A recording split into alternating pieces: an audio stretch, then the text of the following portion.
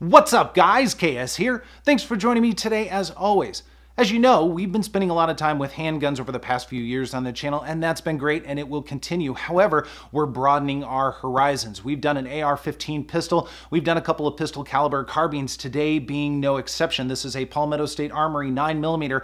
It takes Glock mags, but we'll get to that here in just a moment. Before we jump over to this though, a special shout out to my buddy Codaboy32. Now if you guys aren't familiar with his channel, I'm leaving a link down below. Be sure to check it out after this video, but he posts daily deals on his website for Palmetto State Armory and other things like that. There's a lot of good stuff out there, by the way, but I took advantage of one of those daily deals and I'm so happy I did. So we'll talk a little bit more about that as we jump over to the table. And by the way, let's do it.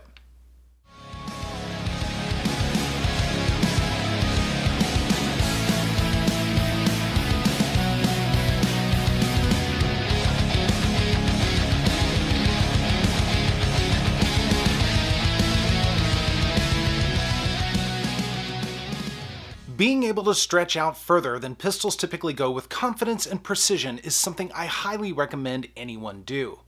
The AR9 from Palmetto State Armory is no exception to that. This particular model is the, wait for it, PSA Gen 4 8-inch 9mm M-LOK MOE EPT Shockwave pistol. Wow, that's a mouthful. Coming in at 26.5 inches and 5.9 pounds, this pistol isn't quite as compact as some, but still highly maneuverable. The 8-inch barrel features a PSA birdcage flash hider, which is not staked, so you can throw your favorite can on it. Speaking of that, the twist rate is 1/2 by 36, so prepare yourself for a new adapter if you typically run 1/2 by 28. Let's nerd out a little. The 8-inch chrome moly steel barrel is shrouded by an ergonomically pleasing lightweight M-LOK handguard.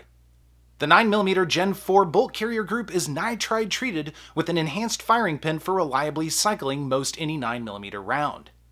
The lower is hardcoat anodized forged 7075 T6 aluminum and the upper is billet 6061 T6 and also hardcoat anodized. Lastly, the brace is a PSA MOA EPT Shockwave, which I like but don't love. Okay, enough of the specs. Let's dive a little deeper with the PSA AR9.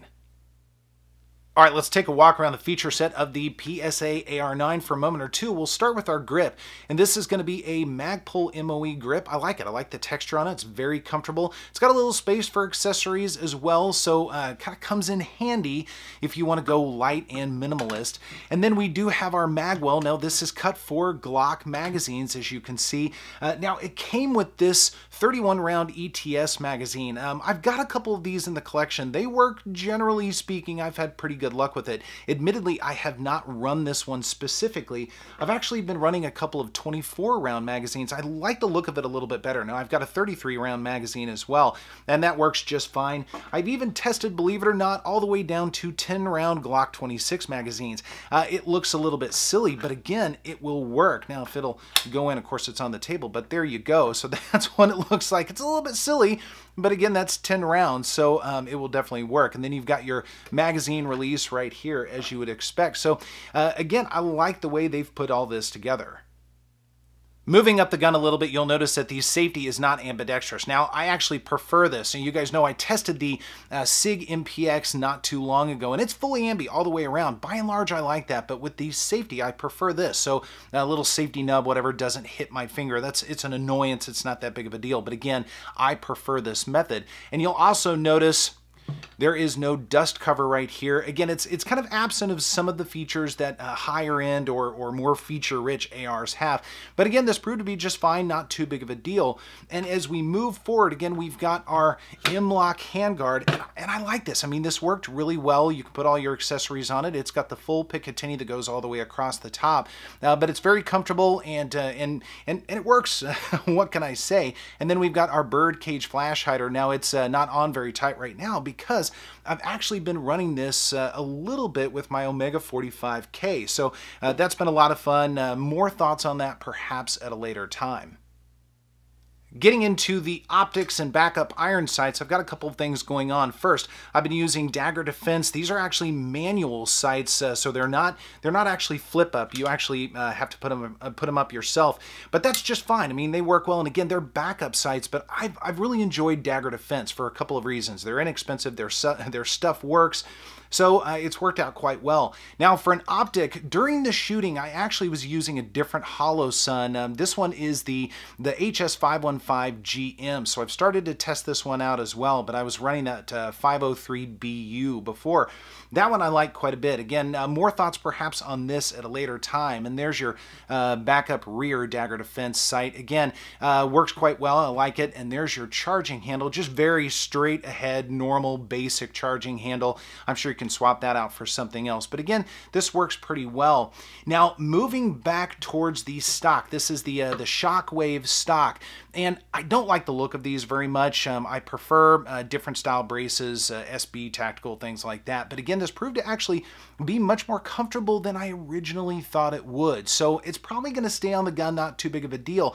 There are a couple of criticisms though. First, it's not adjustable. I mean, once you get it to where you want it, there is a little Allen screw right there, and there are a couple of spots you can see. Once you get it where you want it, it's kind of one and done. That's pretty much how it is. And if you're curious, this is staked, so might have to get a gunsmith to unstake this before you switch this out for a different brace. I mean, it's a pistol, so you do have to have a brace on it. But again, the Shockwave brace worked. It wasn't too big of a deal. Now, moving on to the features or the controls on the left-hand side of the gun, we do have our bolt release right here. Works just fine. Kind of made the table go everywhere. But again, it works. It's not too big of a deal. And then we do have our safety on this side. Now, one thing I found that was really funny, and I'll talk more about it in the shooting experience, the safety works, but depending on your firing situation, it may actually not work. Again, I don't want to spoil anything. I'll talk about it more in the shooting experience, but it's actually a ding on this gun. And then, of course, we've got our trigger. It's a regular old mil-spec trigger. Nothing special about it. It's really not even worth pulling the trigger on the video if you've experienced a mil-spec rifle or AR pistol or something like that. You'll know exactly what you're getting into. That may change at a later time, but right now it works, and it works just fine. But those are the features of the PSA AR9. What can I say, guys? The shooting experience with the AR9 is fantastic, though not without quirks. The mag pull grip is very comfortable and keeps your shooting hand firmly locked in.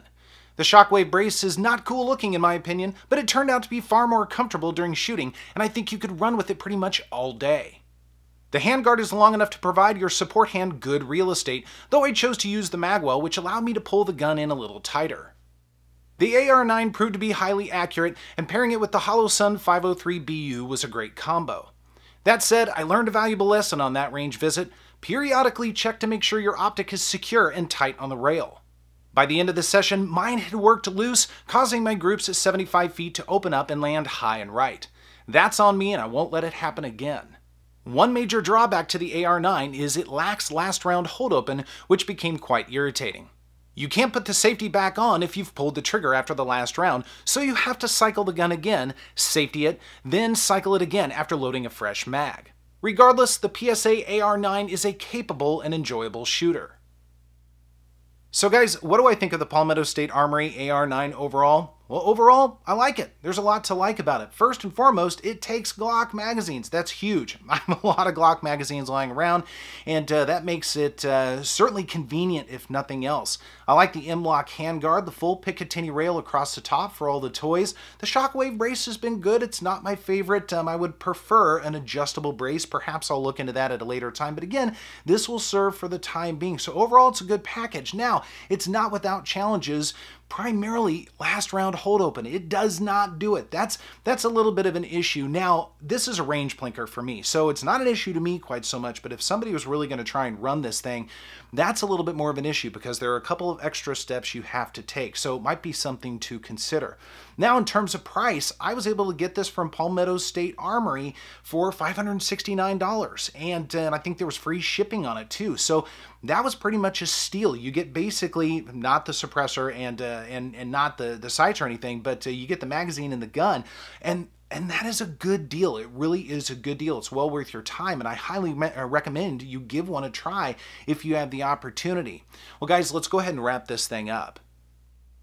Well, guys, there you have it, the pistol caliber carbine from Palmetto State Armory. There's a lot of really cool stuff going on with this, and a couple of quirks as well, I'll admit it, but considering the price, it's not a bad deal at all. And once again, a big shout out to CodaBoy32. Really appreciate the deals on this. That's absolutely fantastic. Now, guys, be sure to leave some comments down below. Let me know your experience with Palmetto State Armory and other firearms like this. I love talking with you guys and getting different ideas from you as well. Otherwise, thanks so much for joining me, and I will see you next time. Various deals from Palmetto State Armory, and I took advantage of one of those.